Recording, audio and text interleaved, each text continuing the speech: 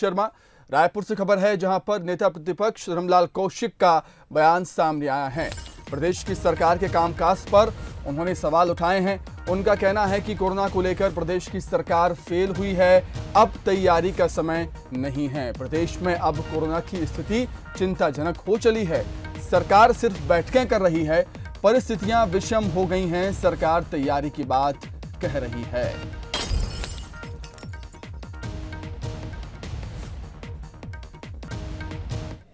हम बिलासपुर का लगातार देख रहे हैं कि एक बार इसके पहले भी प्रदेश में आरटीपीसीआर की जो टेस्टिंग है उसको कुछ दिनों के लिए बंद किया गया था। अभी बिलासपुर में फिर वही स्थिति आ गई है। यहां से रायगढ़ भेज रहे हैं सैंपल को, सैंपलें खराब हो रही है। इस पे सरकार को ध्यान देने की आवश्यकता है कि तत्काल उसकी रिपोर्ट आ जाए और रिपोर्ट आने के बाद में उसका इलाज शुरू हो जाए, उनको अस्पताल में भर्ती हो जाए। लेकिन यहाँ तो सूचना देने के बाद में उनको अस्पताल में भर्ती करने की स्थिति में सरकार नहीं है। एक एक सप्ताह में रिपोर्ट आ रही है, उसके कारण भी पूरे परिवार संक्रमित हो रहे हैं और उसके कारण भी। तो इस पर अधिक चर्चा के लिए हम सीधे बातचीत करेंगे हमारे न्यूज एडिटर अभिषेक शुक्ल से। अभिषेक जी, जिस तरीके से हम देख रहे हैं इसमें कोई दो मत नहीं है कि छत्तीसगढ़ में हालात खराब हैं कोरोना को लेकर, लेकिन इस पर अब सियासत भी हो चली है।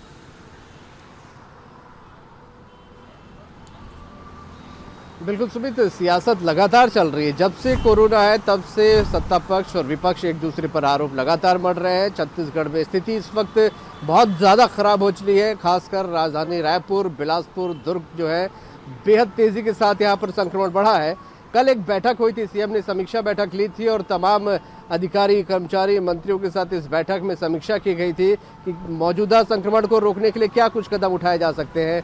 बेड की संख्या कम पड़ रही तो क्या किया जा सकता है, क्या उपाय हो सकते हैं। तो उस समीक्षा बैठक के बाद होम आइसोलेशन, आंगनबाड़ी खोलने जैसे बहुत से निर्णय हुए। इसी पर विपक्ष ने सवाल उठाया है। नेता प्रतिपक्ष ने कहा है कि होम आइसोलेशन का जो सरकार ने फैसला लिया है वो अव्यवहारिक है। उनका कहना है कि 3 BHK से अब छोटे छोटे घरों में तक ये सीमित कर दिया गया है। छोटे घरों में जो लोग रहते हैं उनके पास बहुत ज़्यादा दिक्कतें होती है, बहुत ज़्यादा लोग होते हैं। अगर एक भी आदमी संक्रमित होता है और अगर उसका इलाज घर पे होता है तो बाकी लोग भी संक्रमित हो सकते हैं। आंगनबाड़ी में गर्भवती महिलाएं, छोटे बच्चों आते हैं, वो अगर सरकार खोल रही है तो नेता प्रतिपक्ष का आरोप था कि वो संक्रमित हो सकते हैं, उनके लिए खतरा है। सब बहुत तेजी के साथ काम करने की जरूरत है, लेकिन सरकार बैठकें कर रही है और इस बैठकों के बाद भी कोई बहुत बड़ा नतीजा नहीं निकलेगा। उनका कहना था कल जो बैठक हुई उससे निराशा हाथ लगी। इसी को लेकर विपक्ष ने यहाँ पर निशाना साधा है। हालांकि सत्ता पक्ष का कहना है कि सरकार बेहतर तरीके से काम कर रही है और विपक्ष आरोप लगा रहा है जो सलाह वो यहाँ पर देता है वो केंद्र को दे। तो ये पूरी तरीके से सुमित कहा जाए एक चक्र बना हुआ है। विपक्ष सत्ता पक्ष पर आरोप लगाता है राज्य सरकार पर, राज्य सरकार केंद्र पर लगाती है, स्वास्थ्य विभाग आम लोगों पर लगाता है। तो सब एक दूसरे पर आरोप लगा रहे हैं और छत्तीसगढ़ में संक्रमण समेत बहुत तेजी से बढ़ रहा है। बिल्कुल अभिषेक जी, देखने को यह भी मिला था कि लोग सरकार को गलत जानकारियां दे रहे हैं, अपना नाम गलत बता रहे हैं, मोबाइल नंबर गलत दे रहे हैं, जिससे कॉन्टैक्ट ट्रेसिंग में काफी दिक्कतों का सामना करना पड़ा। जिला प्रशासन को चुनौतियां बढ़ती ही जा रही हैं सरकार की।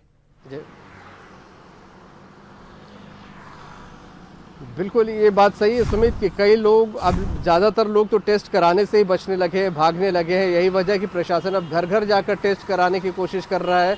ई-रिक्शा चला रहा है, जो जाते हैं वहाँ पर लोग आकर टेस्ट करा सकते हैं। ऐसी बहुत से केसेस सामने आए हैं जिसमें लोगों ने या तो मोबाइल नंबर गलत दिए या पूरे एड्रेस की जगह सिर्फ रायपुर लिखा दिया है। तो जो कॉन्टैक्ट ट्रेसिंग टीम है उनको ढूंढने में काफ़ी दिक्कतें आई है। हालांकि कलेक्टर ने कहा है कि ऐसे लोगों के खिलाफ सख्त कार्रवाई भी की जाएगी।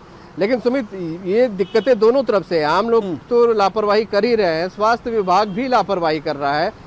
उसकी 5-5 दिन तक कॉन्टैक्ट ट्रेसिंग नहीं हो पा रही है, कंटेनमेंट जोन नहीं बन पा रहे हैं। ये एक ऐसी दिक्कतें हैं। बेड के लिए लोगों को अभी भी भटकना पड़ रहा है। हालांकि कल बेड बढ़ाने की बात कही गई है अभी, लेकिन जब तक बेड बढ़ेंगे नहीं, जो व्यवहारिक दिक्कतें हम बता रहे हैं ये आ रही हैं। हमारे पास कई ऐसी खबरें थी कि निजी अस्पताल में अभी भी बड़ी तादाद में फीस वसूली की जा रही है। हालांकि सरकार ने एक रेट फिक्स कर दिया है। तो ये कुछ जमीनी स्तर पर व्यवहारिक दिक्कतें हैं जो बार बार आ रही हैं। ठीक है अभिषेक जी, आपका बहुत शुक्रिया तमाम बातचीत के लिए, हमारे साथ जुड़ने के लिए। तो बीजेपी कांग्रेस से भी हम इस पर रिएक्शन लेंगे। बीजेपी से हमारे साथ अमित चिमनानी जी, बीजेपी प्रवक्ता, और कांग्रेस से अमित श्रीवास्तव जी, कांग्रेस प्रवक्ता हैं। आप दोनों का बहुत स्वागत करता हूं सर बंसल न्यूज पर। जी नमस्कार। जी बहुत जी शुक्रिया। अमित जी, इसमें कोई निसंदेह ये है बात है कि छत्तीसगढ़ में कोरोना वायरस का संक्रमण फैल चुका है और हालात काफी वहां पर खराब हैं, लेकिन अब विपक्ष का काम है सरकार की खामियां गिनाना, कमियां निकालना, वो विपक्ष कर रहा है, लेकिन समस्या की बात सभी करते हैं, सुझाव की बात बहुत कम लोग करते हैं। जी आपने सुमित जी बिल्कुल ठीक कहा।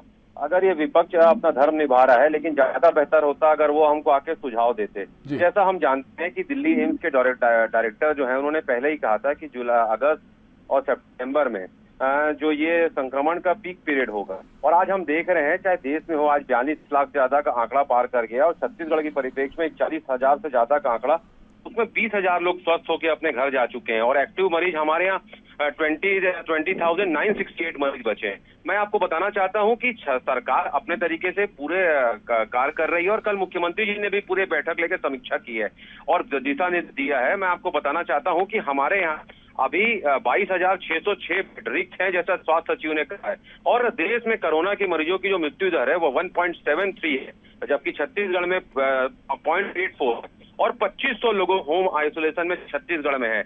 मैं आपको बताना एक और चीज चाहता हूं कि देखिए जरूरी आज ये है कि हम सब मिलकर इस कोरोना महामारी की लड़ाई को लड़े, ना हम डरे ना घबराएं, लेकिन तभी हम कोरोना को हरा पाएंगे सुमित जी। और समझदारी चिमनानी जी से मैं रिएक्शन ले लेता हूं। श्रीवास्तव जी, मैं आपके पास लौटूंगा। चिमनानी जी जी अमित जी की बातों को सुन करके मुझे और पूरे प्रदेश की जनता को बहुत निराशा ही हुई होगी। विपक्ष तो लगातार ये कह रहा है कि आप हमसे पूछिए, इन लोगों ने लेकिन आज तक एक सर्वदलीय बैठक भी नहीं बुलाई थी। और मैं सीधी बात करता हूँ, इधर उधर की बात नहीं करूंगा। अमित जी से निवेदन करता हूँ वो पूरी कांग्रेस पार्टी की तरफ से 5 नंबर जारी कर दें, केवल 5 नंबर, जो रात को ऑक्सीजन, वेंटिलेटर और अस्पताल में जगह दिलवा दें। मैंने परसों रात को 12 बजे से 3 बजे तक 35 रायपुर के अस्पतालों में खुद फोन किया है, जिसके पास मेरा रिकॉर्ड है मेरे पास। एक भी अस्पताल ने ऑक्सीजन नहीं दिया। मरीजों की मौत हो रही है, ये लोग टीवी चैनल पर और अपने घर पे बैठे हैं, कांग्रेस बाहर निकल ही नहीं रही है। पूरे अस्पतालों में फोन करिए, ऑक्सीजन नहीं है, वेंटिलेटर तो दूर की बात है। तो ऐसे में प्रदेश की बदहाल व्यवस्था पे ये लोग कहते हैं हमारे पास 22,000 बेड रिक्त हैं, तो यहाँ कोई शादी पार्टी में नहीं आ रहा। चिमनानी जी मेरा सवाल यही था कि समस्याओं की बात तो आप कर रहे हैं, लेकिन क्या सरकार को आपने सुझाव दिए हैं किस तरीके से इस जंग को लड़ा जाए? विपक्ष ने सुझाव दिए हैं सरकार को क्या? मैंने 15 दिन पहले खुद स्वास्थ्य मंत्री और मुख्यमंत्री जी को चिट्ठी लिखी है जी। विपक्ष की तरफ से नेता प्रतिपक्ष जी लगातार सरकार से मांग कर रहे हैं। डॉक्टर रमन सिंह कह रहे हैं, हमारा एक एक विधायक बता रहा है कि भैया व्यवस्था ठीक नहीं है, ठीक करिए।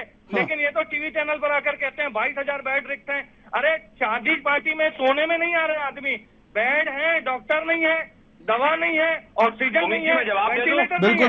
बिल्कुल श्रीवास्तव जी।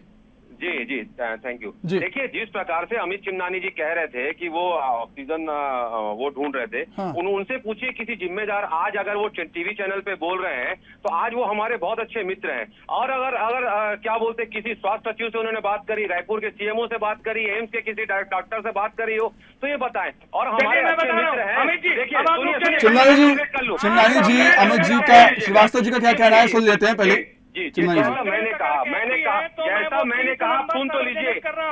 अरे सुनिए, आप मेरी बात सुनिए, सारे नंबर सार्वजनिक हैं और ये स्वास्थ्य सेक्रेटरी का आंकड़ा है कि 22,606 बेड यहाँ पर रिक्त है। आप लोग सिर्फ जनता को भ्रमित करने का प्रयास कर रहे हैं, जनता को गुमराह कर रहे हैं। और इस संक्रमण काल में भी जब आपको कांग्रेस का सहयोग करना चाहिए तो आप सिर्फ नेतागिरी। बिल्कुल सहयोग होना ही चाहिए विपक्ष की तरफ से, सत्ता पक्ष की तरफ से, और समन्वय की जरूरत है यहाँ पर, और समन्वय के जरिए ही इस जंग को लड़ा जा सकता है, जीता जा सकता है। आप दोनों का बहुत बहुत शुक्रिया हमारे साथ जुड़ने के लिए, चर्चा में शामिल होने के लिए। तो देख सकते हैं, आप सुन सकते हैं किस तरीके से सियासत यहाँ पर शुरू हो चुकी है। कोरोना वायरस के संक्रमण को लेकर हालात काफी खराब हैं। छत्तीसगढ़ में तेजी से ये वायरस अपने पैर पसार रहा है, और लेकिन इस पर हमें सियासत भी देखने को मिल रही है।